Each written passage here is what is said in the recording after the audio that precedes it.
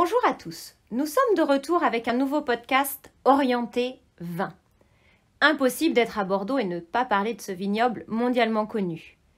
Après avoir reçu Joël Colich la semaine dernière, nous avons l'immense plaisir cette semaine de vous présenter Nathalie Esqueredo du Château Boutinet. Nathalie nous a tout de suite séduite par son dynamisme, ses activités et son amour du vin bien sûr. Assez parlé, laissons-la vous faire découvrir son univers, sa passion, ses activités et son coup de cœur sur Bordeaux et la région. Si vous souhaitez la joindre en direct, voici ses coordonnées. châteauboutinet@orange.fr. Bonjour, je m'appelle Nathalie Esqueredo. Je suis vigneronne et propriétaire du Château Boutinet. Château Boutinet, c'est une petite propriété que nous avons achetée avec mon mari en 2011. Donc 2020, c'est notre 10e millésime. Alors depuis combien de temps j'en suis aux commandes? Depuis qu'on a acheté en fait. Alors moi par le passé, j'étais guide interprète. Et c'est vrai que quand on est guide à Bordeaux, on boit du vin, on parle du vin, on parle des vignobles et il me manquait une base plutôt scientifique. Donc j'ai repris mes études, je suis partie en fac d'œnologie et j'ai rencontré mon mari, Jérôme. Voilà, et puis quelques années après, on a décidé d'acheter cette petite propriété. Être une femme dans l'univers du vin, je dirais qu'aujourd'hui c'est presque normal, on est très nombreuses finalement à être ou œnologue ou propriétaire ou travailler en œnotourisme. On a peut-être une autre approche, c'est vrai que moi je vois mon mari, il est plus sur les analyses, plus sur l'aspect un peu scientifique du vin. Moi j'ai une approche qui est beaucoup plus sensible, je dis souvent que lui est sur la chimie et moi plutôt l'alchimie. Voilà, en résumé. Que vous dire de plus sur notre petite propriété? Donc c'est vraiment une petite propriété familiale. En fait, on a 12 hectares. On est situé dans le secteur du Fronsadais. On produit essentiellement du rouge et du clairé. On produira pour l'année prochaine, 2021, ça va être une grande année pour nous et ce sera notre premier millésime pour du vin blanc puisqu'on a planté donc des cépages de blanc il y a 3 ans maintenant. Et nous sommes en culture bio pratiquement depuis le départ et on sera certifié là cette année avec le millésime 2020.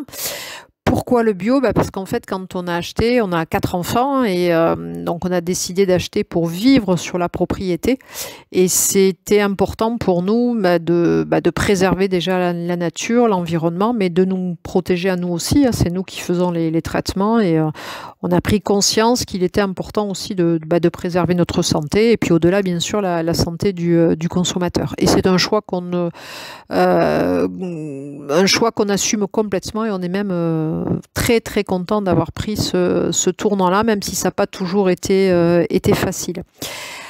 Nos vendanges donc 2020 sont terminées. Donc on a vendangé le 15 et le 16 septembre dernier. Donc on est plutôt content. On pense que ça va être un joli millésime, un millésime assez tannique. Il y a beaucoup de structure, beaucoup de fruits aussi. Ça va être aussi un millésime gourmand. Bon, on a des petits rendements, mais bon, on n'est jamais content quand on est vigneron. On aimerait toujours en avoir plus. Mais en tout cas, on est pour l'instant en tout cas très très content du résultat. Alors donc ça va être notre 10e millésime.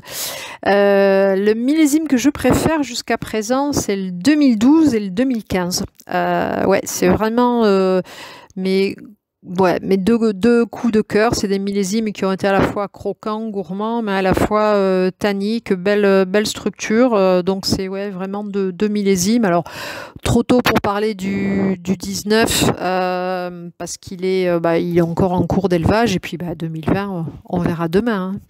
Notre vin, j'aime beaucoup le boire. Alors le clairé, ça va finalement très très bien de l'apéritif jusqu'au dessert. Alors le clairé, c'est une appellation qui n'existe qu'à Bordeaux. C'est une appellation d'origine contrôlée. Le clairé, ça n'est pas du rosé, ça n'est pas du rouge. Je dirais que c'est à mi-chemin entre les deux. Ce qu'on aime particulièrement, nous, sur le clairé, c'est que il va y avoir le côté fruité d'un rosé, mais par contre un départ de structure tannique comme un rouge. Du coup, c'est parfait l'été, ça se boit frais et c'est parfait vraiment sur l'apéritif bien sûr, mais sur des mets un peu épicés, sur un barbecue, sur une salade de fruits. Voilà, donc ça c'est pour notre clairé. Et puis après, on a 2 vins rouges. Alors, le premier rouge, Château Boutinet, c'est un rouge très gourmand. C'est vraiment le vin de copain et c'est le vin qui ira très très bien aussi avec des entrées, avec du poisson. Il se marie très très bien avec du poisson ou avec des viandes blanches par exemple. Tali, qui est notre muse, Tali il passe en barrique. Du coup, il a beaucoup plus de structure, mais surtout il a une palette aromatique qui va être plus riche. De ce fait, ça ira peut-être mieux avec un magret, avec une entrecôte. Et puis, moi, mon plat préféré, c'est avec un gâteau au chocolat, cake au chocolat 80%. Je trouve que c'est ce qui se marie le mieux. Bon, mon mari vous dirait plutôt la côte de bœuf. Hein. Moi, je suis plutôt chocolat. Voilà, alors quand est-ce qu'on peut venir sur notre vignoble? Tout au long de l'année, il suffit tout simplement de nous appeler pour réserver. Comme on est une toute petite structure, c'est moi qui m'occupe de toute la partie plutôt accueil, administratif, vente bien sûr. Jérôme, lui, est plus sur les vignes et le chai. Donc on est ouvert toute l'année sur rendez-vous, on vit sur place, donc un visiteur qui nous appelle le week-end, si on est disponible, c'est avec plaisir qu'on le recevra. Alors ça peut être pour une visite dégustation, mais après, ça peut être aussi pour un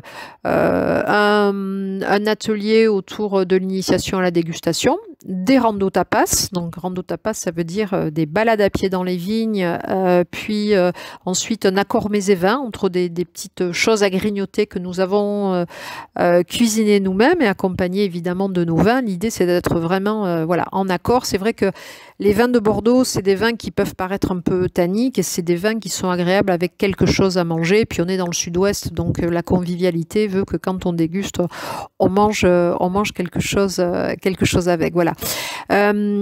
J'organise également des balades à pied, donc autour du vignoble. Et puis le petit dernier, c'est yoga et vin, yoga and wine. L'idée, ça n'est pas de déguster assis sur un tapis. L'idée, c'est on déguste beaucoup mieux lorsqu'on est centré.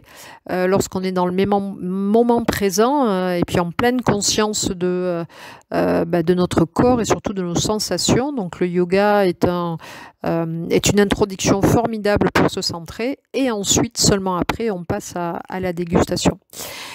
Et pour finir, mon endroit préféré de Bordeaux et de sa région. Bordeaux, j'aime beaucoup me balader tout simplement sur les quais déjà, mais j'aime beaucoup le jardin public à Bordeaux. J'aime ces vieux arbres, j'aime la paix qui règne dans la journée. Donc tout simplement prendre un bouquin, s'adosser à un arbre et bouquiner, avec un petit rayon de soleil. Je trouve que c'est le mieux. Et puis pour finir, dans la région, qu'est-ce que j'aime bien?